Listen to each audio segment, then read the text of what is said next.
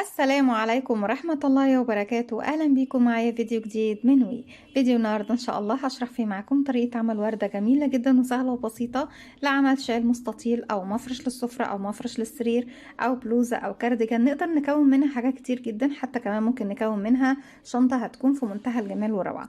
وحدتنا النهاردة زهرة بسيطة جدا وكمان بنستخدم فيها بقايا الخيوط. طيب يا رندا، ايه اللي هيربط كل الألوان دي مع بعضها؟ ممكن لون واحد بس اللي هو بيكون في السطر رقم 2، هو اللي بيكون مشترك معايا في كل الوحدات اللي بنربط بيها وحدتنا النهاردة. أتمنى ان فيديو النهاردة يكون سهل وبسيط عليكم وكمان ينول أعجبكم. فضلا ليس أمرا، ما تنسوش إذا عجبكم فيديو تدعموني بلايك وشير وسبسكرايب. بسم الله الرحمن الرحيم. هشتغل معاكم بخيط صوف متوسط سمكة مع إبرة رقم 3.5 أو 3.75 مليمتر. بنبتدي نكون دائرة سحرية، وبداخل الدائرة السحرية بيكون معايا 12 عمود بلفة.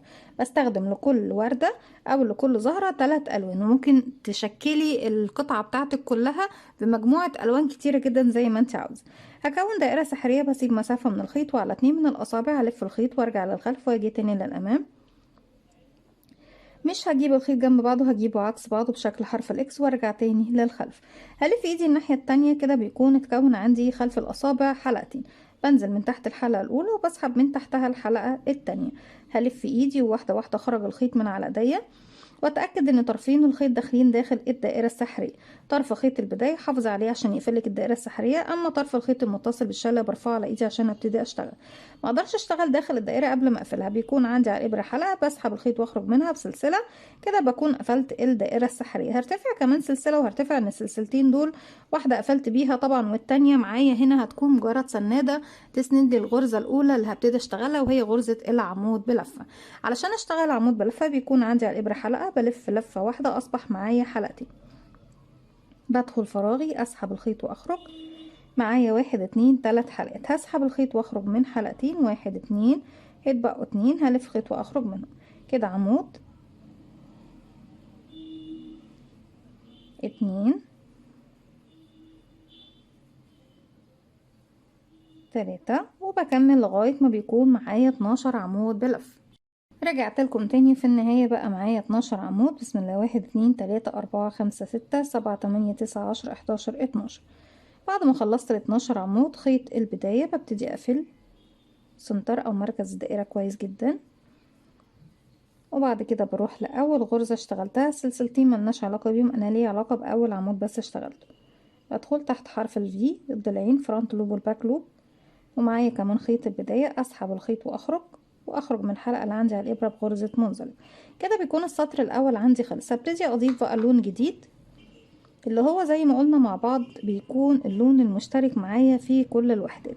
طيب احنا ممكن نبدل التركيبة، ممكن نبدل التركيبة. ممكن يكون السطرين اللي في الاخر هما اللي يكونوا الوانهم كلها موحدة مع كل الوحدات، والسطرين اللي في الداخل يكونوا هما اللي مختلفين. يعني تقدري تبدلي زي ما انت عاوزة، المهم ان يكون في عامل مشترك معاكي ما بين كل الوحدات. بقفل عقدة بداية وبسحب الحلقة الجديدة من تحت الحلقة القديمة. خيوط كلها معايا في الخلف. هبتدي زي ما احنا شايفين، هرتفع بس سلسلتين، 1 2، ومن نفس المكان اللي انا واقفة عنده. وزي ما قلنا مع بعض السلسلتين دول مجرد سلاسل ارتفاع سنادة، بس ايه تسند لي الغرز اللي ببتدي اشتغلها. هشتغل داخل الفراغ الاول 2 غرزة كلاستر ما بين كل غرزة وغرزة في سلسلتين مسافة، وكل غرزة منهم بتتكون من 2 عمود بلفة واحدة. علشان اكون غرزة كلاستر بيكون عندي على الابرة حلقة، بلف لفة واحدة لان هي من عمود بلفة واحدة.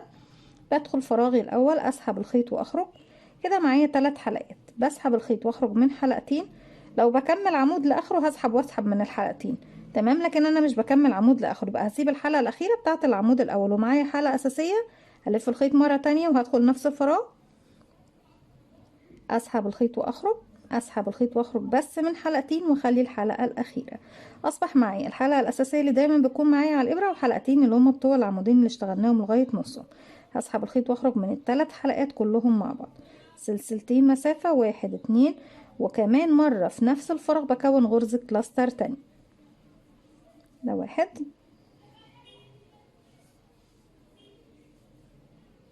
2، 3 حلقات على الابرة، بسحب الخيط واخرج منهم. بعد ما بخلص غرزتين كلاستر مش هشتغل اي حاجة ولا سلاسل ولا مسافات. هلف الخيط على الابرة مباشرة، هسيب فراغ عندي من تحت هنا واروح في الفراغ اللي بعده اشتغل غرزتين كلاستر، كل غرزة فيها 2 كلاستر، 2 كلاستر عفوا، كل غرزة فيها 2 عمود بلف. هسحب كده 1 عمود، 2 عمود، يبقى معايا 3 حلقات. هسحب الخيط واخرج منهم التلاتة، 1 2 سلسلة، وكمان مرة في نفس الفراغ غرزة كلاستر تانية مكونة من 2 عمود بلفة واحدة. 1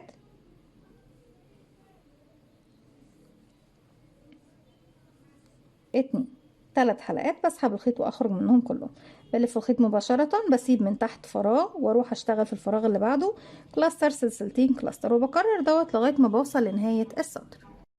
رجعت لكم تاني، وفي نهاية السطر زي ما احنا شايفين بيتكون عندي 1 2 3 4 5 6 اماكن، كل مكان منهم بيكون مكون من 2 كلاستر ما بينهم سلسلتين.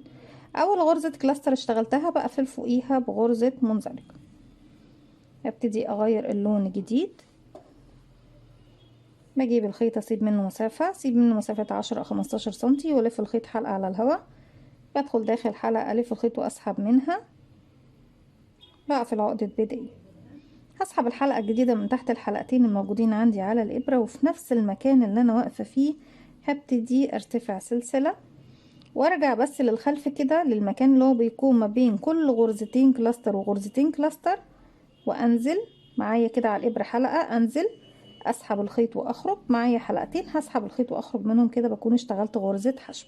بعد ما اشتغلت غرزة حشو بدون اي ارتفاعات هلف الخيط على الإبرة وداخل السلسلتين هشتغل 3 عمود، 3 سلسلة، 3 عمود في نفس الفراغ كده، 1 2 3، 1 2 3، كمان مرة في نفس الفراغ، 1 2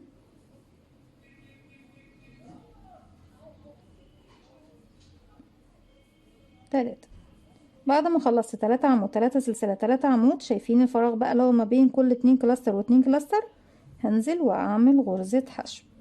ارجع تاني الف الخيط وداخل السلسلتين بشتغل 3 عمود، 3 سلسلة، 3 عمود بلفة، وبعد كده في الفراغ اللي بعديهم بشتغل غرزة حشو واحدة. بكرر دوت، في النهاية هيكون معايا 6 ورقات من الزهرة. هكمل لغاية نهاية السطر بنفس الطريقة وارجع لكم نكمل مع بعض. رجعت لكم تاني، وكده في نهاية السطر بنبتدي نكمل مع بعض السطر الأخير، وبيكون بردك بنفس اللون. بروح لأول غرزة حشو اشتغلتها وبقفل فوقيها بغرزة منزلقة، هبتدي ارتفع سلسلة وفي نفس الفراغ بشغل فوق غرزة الحشو وغرزة حشو زيها. في امكاننا في السطر ده نستبدل غرز الحشو اللي هنشتغلها بغرزة منزلق، يعني بدل ما اشتغل فوق غرزة الحشو وغرزة حشو ممكن اشتغلها غرزة منزلق. بعد ما اشتغلت غرزة حشو برتفع سلسلة وهروح للفراغ اللي فيه الثلاث سلاسل، بسيب الأعمدة طبعا، وابتدي اشتغل 4 أو 5 عمود زي ما انتوا حابين، اكتر يعني عدد ممكن من الأعمدة كده، 1 2 3 4، سلسلة واحدة بس مسافة، وبعد كده تاني في نفس الفراغ 4 عمود، 1 2 3 4، سلسلة، وهنزل لغرزة الحشو وببتدي اشتغل فوقيها غرزة حشو زيها. طيب ده انا بشتغل بنفس الطريقة دي، سلسلة وبروح اشتغل فوق الفراغ 4 عمود، سلسلة واحدة، 4 عمود بلفة. طيب لو انا ببتدي اشبك الوحدات في بعضها، وكل وحدة بنشبكها في اختها في وحدتين من دول، يعني في زاويتين من الزوايا الوردة، هبتدي اشتغل 4 عمود، 1 2 3 4. كنت باخد سلسلة، لا مش هاخدها، هرفع خيطي لفوق واجيب الوحدة التانية من ظهرها من تحت السلسلة اللي عندي في المقابل، انزل اسحب الخيط واخرج كده معايا حلقتين، بسحب الخيط واخرج منهم بمثابة، طبعا دي غرزة حشو وهتديني من فوق فراغ كأني اشتغلت السلسلة. ارجع اشتغل 4 عمود، 1 2 3 4، سلسلة مسافة، وهنزل فوق الحشو وبشتغل فوقيها حشو زيها، سلسلة واشتغل 4 عمود، 1 2 3 4 واروح للوحدة التانية في الورقة التانية، انزل من تحت السلسلة اللي في المنتصف، هسحب الخيط واخرج، معايا حلقتين هسحب الخيط واخرج منهم. بعد كده اروح اشتغل 4 عمود في نفس الفراغ اللي انا واقفة عنده. 1 2 3 4 سلسلة، وهروح لغرزة الحشو اعمل غرزة حشو زيها، وبكمل الوحدة بتاعتي كلها زي ما احنا شايفين يا بنات بنفس الطريقة. بصوا لما ابتدينا نشبك الوحدات في بعضها بتكون وحدة جميلة جدا ومميزة. وزي ما قلت لكم احنا مش محتاجين ان كل الوحدات تكون بلون واحد، هو بس لون واحد بس ممكن يكون مشترك معايا مع كل الوحدات. بكمل بنفس الطريقة حشو، بعد كده سلسلة، وبعد كده 4 عمود، سلسلة 4 عمود، سلسلة حشو، وهكذا حتى نصل الى النهاية. في اول غرزة حشو بقفل بغرزة منزلقة. بكده بكون وصلت لنهاية الفيديو بتاعي النهاردة ونهاية فكرتي النهاردة. أتمنى تكون سهلة وبسيطة عليكم وكمان تنول أعجابكم.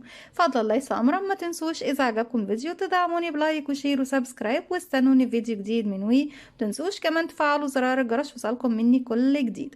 السلام عليكم ورحمة الله وبركاته.